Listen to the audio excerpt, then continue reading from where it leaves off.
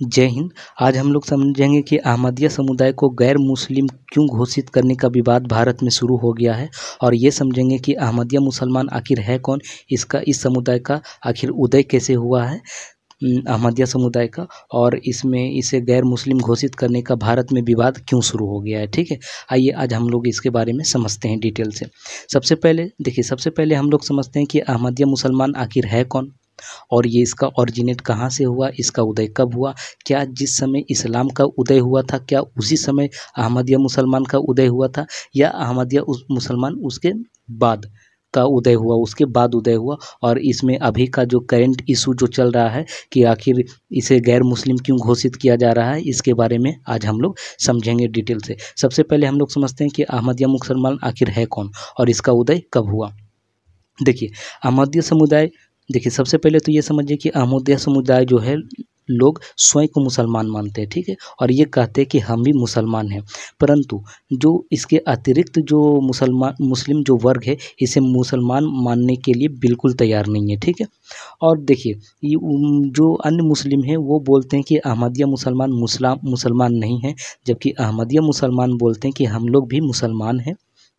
ठीक है, अहमदिया मुसलमान जो है, जो अहमदिया समुदाय है, वो अल्लाह, कुरान शरीफ, नमाज, दाढ़ी, टोपी, बातचीत से, सब चीज़ से, एवरीथिंग से आपको मुसलमान ही दिखेंगे, और इसे मुसलमान का दर्जा भी मिला हुआ है। ठीक है, लेकिन फिर भी मुसलमान के जो अन्य वर्ग हैं वो इसे मुस्लिम मानने को तैयार नहीं है। ठीक है, आखिर इसका कारण क्या है कि क्यों अन्य वर्ग जो हैं इनको मुसलमान मानने के लिए तैयार नहीं है, और क्यों ये लोग प्रोटेस्ट कर रहे हैं। ठीक है, देखिए आखिर बात क्या है। देखिए, जो अहमदिया मुसलमान है ना, तो वो मोहम्मद पैगंबर को वो आखिरी पैगंबर नहीं मानते हैं। ठीक है, मोहम्मद पैगंबर को आखिरी पैगंबर के रूप में नहीं मानते हैं। अहमदिया मुसलमान का कहना है कि ये जो पैगंबर है ये निरंतर चलते रहता है, ये सतत जारी रहता है, और इसका परंपरा, जो पैगंबर का जो परंपरा है वो रुका नहीं है, बल्कि ये जारी है। ठीक है, और इसीलिए वो जो अभी वर्तमान के जो सर्वोच्च धर्म गुरु है, तो उसे ही अपना वो नबी के रूप में मानते हैं अहमदिया समुदाय। ठीक है, जबकि जो मुसलमान के अन्य जो वर्ग हैं वो सिर्फ पैगंबर मोहम्मद को ही पैगंबर मानते हैं, और उसके बाद वो नहीं मानते। जबकि अहमदिया समुदाय बोलते हैं कि ये परंपरा रुकी नहीं है, ये सतत जारी है, और ये वर्तमान धर्मगुरु को अपना नबी के रूप में मानते हैं। ठीक है, नबी के रूप में मान। मुसलमान के अन्य वर्गों का कहना है कि अहमदिया मुसलमान स्वयं को मुसलमान ना घोषित करे, अपने आप को मुसलमान ना कहे। ठीक है, आखिर देखिए, अहमदिया समुदाय को कदाइनी भी बोला जाता है, इसे कदाइनी भी बोला जाता है। ये आखिर शुरुआत कब हुआ था, इसका शुरुआत एक आंदोलन से हुआ था।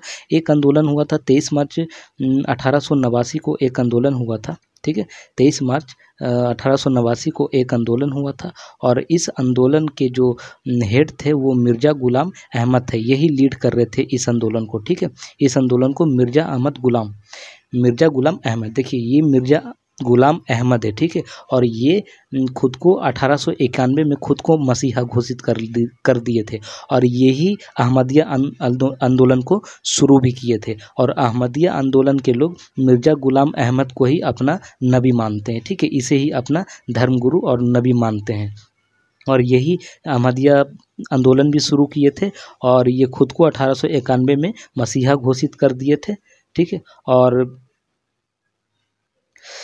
हालांकि देखिए 1974 में अहमदिया संप्रदाय को न मानने वाले लोगों को पाकिस्तान ने एक संविधान बना दिया, और अहमदिया समुदाय को गैर मुस्लिम घोषित कर चुका है पाकिस्तान। लेकिन अभी इंडिया में अहमदिया मुसलमान को गैर घोषित नहीं किया गया है। ठीक है, और अहमदिया कहाँ से इसका जन्म हुआ, तो इसका जन्म हुआ अहमदिया आंदोलन से जन्म हुआ। और अहमदिया आंदोलन के प्रणेता कौन थे, तो मिर्ज़ा गुलाम अहमद, यहाँ पे इनका फिगर दिया हुआ है, मिर्ज़ा गुलाम अहमद यही है,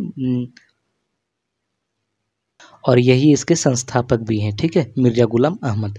तो याद रखिएगा, ये क्वेश्चन आ भी सकता है कि अहमदिया आंदोलन के प्रणेता कौन थे, तो मिर्ज़ा गुलाम अहमद, और इसी ने खुद को मसीहा भी घोषित कर लिया था, और अहमदिया मुसलमान इसी को अपना पैगंबर भी मानते हैं। ठीक है, आगे बढ़ते हैं। देखिए, भारत में 2011 की जनगणना के अनुसार अहमदिया मुसलमान को एक मुस्लिम वर्ग के रूप में घोषित किया गया था। भारत में अहमदिया मुसलमान एक मुस्लिम वर्ग के रूप में घोषित है, कब से, 2011 से, और इसकी आबादी इसकी आबादी 1 लाख है, ठीक है। इसकी आबादी कितनी है? इसकी आबादी 1 लाख है। तो इसकी आबादी भारत में 1 लाख है और ये ज़्यादातर पंजाब के कादियान में रहते हैं। याद रखिएगा, ये ज़्यादातर पंजाब के कादियान में रहते हैं, कादियान कस्बे में रहते हैं और इसकी आबादी 1 लाख है। और इसके अलावा भी आंध्र प्रदेश के अलावा अगर बात करें कि ये अहमदिया मुसलमान कहाँ कहाँ रहते हैं, तो ये दिल्ली में भी रहते हैं, महाराष्ट्र में भी रहते हैं, उड़ीसा में रहते हैं, बंगाल और बिहार में भी ये वास करते हैं। लेकिन ये ज़्यादातर पंजाब के कादियान कस्बे में ये लोग रहते हैं और इसकी आबादी 1 लाख है। इसकी आबादी 1 लाख। अब समझते हैं कि ये चर्चा में क्यों है, आखिर ये अहमदिया मुसलमान चर्चा में क्यों हैं, आखिर ये प्रोटेस्ट क्यों कर रहे हैं। देखिए, कुछ दिन पहले का बात है, कुछ दिन पहले देश के अहमदिया समुदाय ने केंद्र सरकार को एक पत्र लिखा। इस पत्र में बताया गया था कि आंध्र प्रदेश समेत देश के अन्य राज्य के वक्फ बोर्ड, याद रखिएगा वक्फ बोर्ड, तो वक्फ बोर्ड अहमदिया बिरादरी का विरोध कर रहे हैं और इसे इस्लाम से बहिष्कृत करने का प्रस्ताव पास कर रहे थे। कहने का मतलब हुआ कि वक्फ बोर्ड जो है, यहाँ पे जो वक्फ बोर्ड है, ये क्या किया कि अहमदिया बिरादरी का विरोध कर रहे थे और इसके बहिष्कृत करने का प्रस्ताव भी पास कर रहे थे। और इसी के लिए अहमदिया समुदाय ने एक पत्र लिखा केंद्र सरकार को कि हम लोग का ये विरोध कर रहा है। तो इसके बाद केंद्र सरकार ने इसमें हस्तक्षेप करते हुए कहा, सरकार को यह निर्देश दिया कि वक्फ बोर्ड इस गैरकानूनी प्रस्ताव की समीक्षा करे। तो केंद्र सरकार ने इसमें आंध्र प्रदेश की सरकार को बोला कि वक्फ बोर्ड ने ये जो गैर कानूनी प्रस्ताव का जो प्रस्ताव पास कर रहा है, इसकी समीक्षा करें।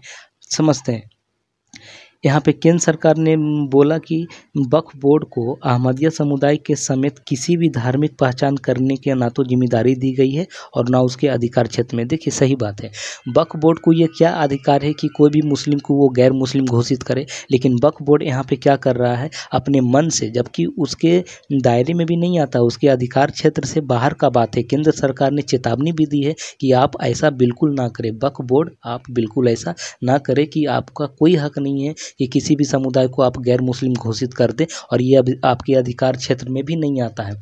इसके बाद हाई कोर्ट ने भी कड़ी चेतावनी दी थी और इसको खारिज भी किया था कि इस तरह का प्रस्ताव आप बिल्कुल पास नहीं करिएगा क्योंकि ये आपके अधिकार क्षेत्र पर नहीं है। तो हाई कोर्ट ने इस पर पाबंदी लगा दिया था। लेकिन इसके बाद भी वक्फ बोर्ड ने प्रस्ताव पेश करने की ये कोशिश कर रहा है, ठीक है।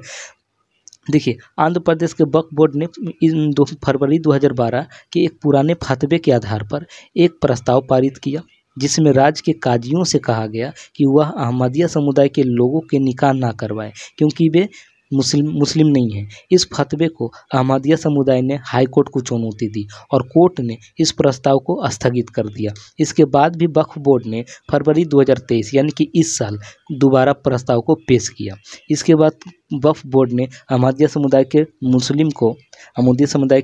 मुस्लिम को गैर मुस्लिम करार देते हुए वक्फ बोर्ड की संपत्ति से इसे अलग कर दिया गया।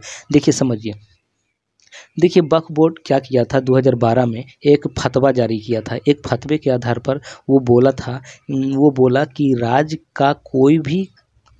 के जितने भी काजी थे, काजी उसको बोलते हैं जो पूजा पाठ और शादी ब्याह और निकाह करवाते हैं। तो काजियों से जितना भी काजी था उसको वक्फ बोर्ड ने बोला था कि वह अहमदिया समुदाय के घर में जाकर, ठीक है, उसके यहाँ कोई निकाह ना करवाए, कोई पूजा पाठ, जो भी मुस्लिम का पूजा पाठ होता है उसका पूजा पाठ ना करवाए क्योंकि वो मुस्लिम नहीं है, ठीक है। तो इस फतवे के खिलाफ अहमदिया समुदाय भड़क गया और अहमदिया समुदाय हाई कोर्ट को चुनौती दे दिया।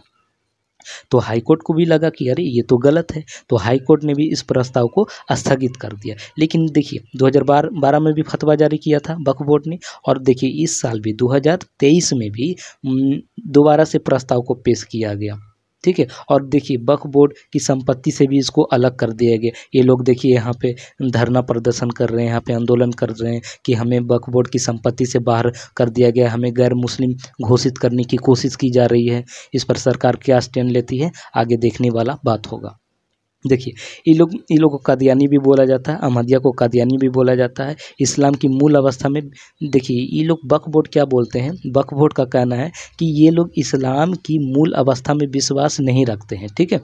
और ये पैगंबर मोहम्मद को अपना आखिरी नबी थे। इन लोग का कहना है कि जो अहमदिया मुसलमान हैं वो पैगंबर हजरत मोहम्मद को अपना नबी नहीं मानते, वो अपना आखिरी नबी नहीं मानते हैं। ठीक है, तो यही विवाद का कारण है। आगे समझते हैं। वक्फ बोर्ड ने एक बयान में मुस्लिम वर्ल्ड लीग, देखिए जब वक्फ बोर्ड ये बात बोल रहा था कि इसे गैर मुस्लिम घोषित किया जाएगा, तो वक्फ बोर्ड ने एक हवाला देते हुए कहा, जब वो बयान दे रहा था तो एक मुस्लिम वर्ल्ड लीग हुआ था 1974 में, वो इसका देखिए इमेज है, एक मीटिंग हुआ था, इसमें 110 देश के मुस्लिम प्रतिनिधियों ने भाग लिया था और ये 1974 में हुआ था। और इस मीटिंग में अहमदिया समुदाय को इस्लाम के दायरे से बाहर कर दिया गया। तो देखिए वक्फ बोर्ड किस आधार पे बोल रहा है, वो बोल रहा है कि मुस्लिम वर्ल्ड लीग जो 1974 में हुआ था तो उसमें भी अहमदिया समुदाय को इस्लाम के दायरे से बाहर कर दिया गया, तो हम भी इसको अब बाहर करेंगे, इस समुदाय से, मुस्लिम समुदाय से बाहर कर देंगे। वो पुराना 1974 का मुस्लिम वर्ल्ड लीग का वो हवाला देके बोल रहा था, जिसमें 110 देश के प्रतिनिधियों ने भाग लिया था। ठीक है, तो वो उस तरह का हवाला देते हुए देखिए ये लोग यहाँ पे जो अहमदिया समुदाय है, ये लोग का कहना है कि अहमदिया समुदाय का कहना है कि ये मनगढ़ंत है और ये झूठी बातें हैं। अहमदिया मुस्लिम जो समुदाय है वो दिलो जान से इस्लाम धर्म के पैगंबर हजरत को वो मानते हैं, अंतिम नबी मानते हैं और उसके सम्मान के लिए कोई भी कुर्बानी देने से वो पीछे नहीं हटते हैं। मतलब सीधा कहने का यही मतलब हो गया कि जो अहमदिया मुसलमान हैं तो वो ये नहीं बोलते कि हम लोग पैगंबर मोहम्मद को नहीं मानते हैं, वो अपना नबी हम नहीं मानते हैं, वो भी लोग मानते हैं।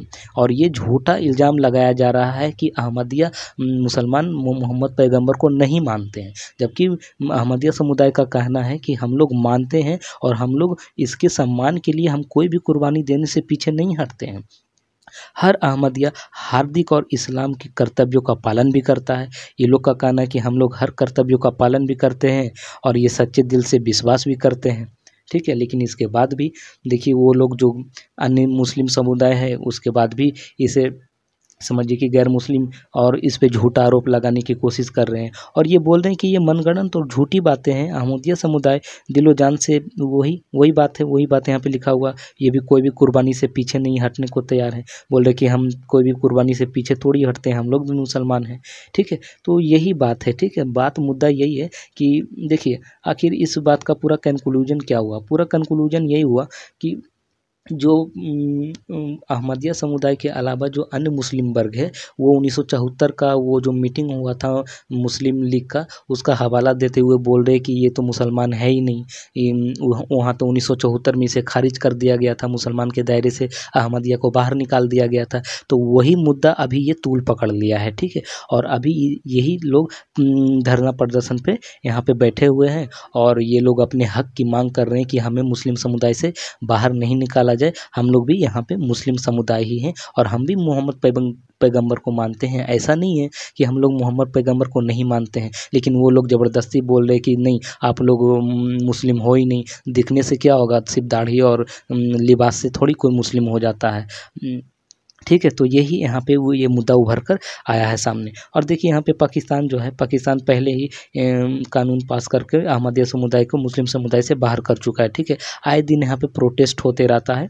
तो आई होप आप इसे समझे होंगे इस मुद्दे को। आगे सरकार क्या स्टैंड लेती है, सरकार और जो हाई कोर्ट है वो क्या, केंद्र सरकार और जो हाई कोर्ट है या फिर राज्य सरकार जो भी है इसमें क्या स्टैंड लेती है, क्या अहमदिया समुदाय के मुस्लिम जो लोग हैं क्या उसको उनका हक मिलेगा या इसे मुस्लिम समुदाय से बाहर कर दिया जाएगा। आप क्या सोचते हैं कमेंट करके बताइएगा। क्या अहमदिया मुसलमान वास्तव में मुस्लिम है और इसे मुस्लिम समुदाय में रहना चाहिए या नहीं रहना चाहिए? आप क्या सोचते हैं इसके बारे में कमेंट करके बताइए। ठीक है, मिलते हैं नेक्स्ट वीडियो में, तब तक के लिए जय हिंद।